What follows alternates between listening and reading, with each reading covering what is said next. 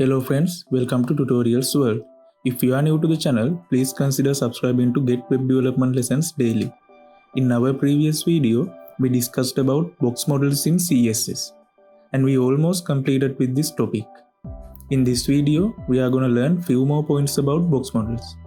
If you haven't watched previous video yet, the link can be found in the description below.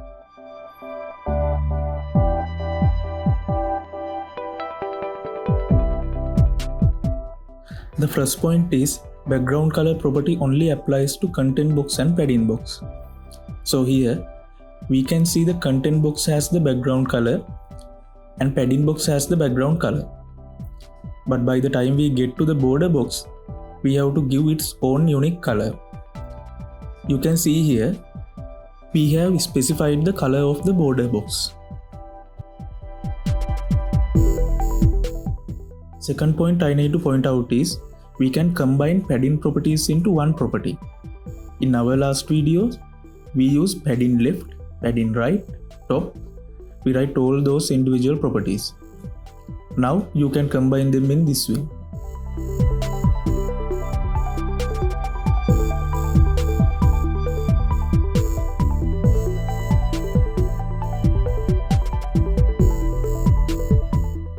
So the way this works is, first value defines the top padding and the second value defines the right padding.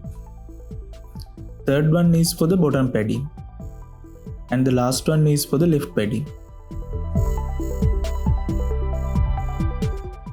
Save this code and refresh the web page.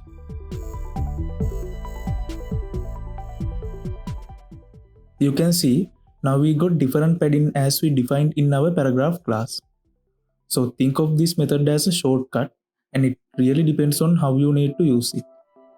Also, you can use this method with the margin property as well.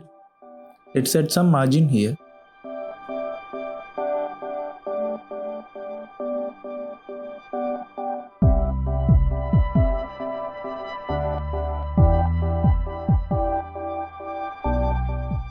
Save this code and refresh the web page.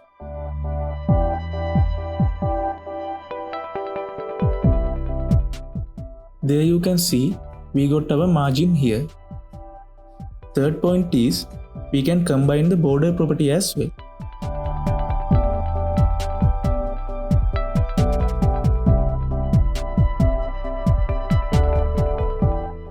Let's use border colon black space 2 pixels space solid and semicolon.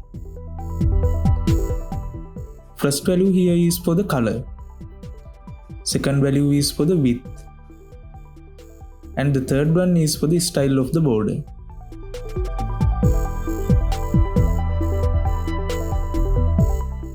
Save this code and refresh the web page. There you can see the border box is added. Also remember, you can use padding 0 and margin 0 to eliminate the paddings and margins of your elements.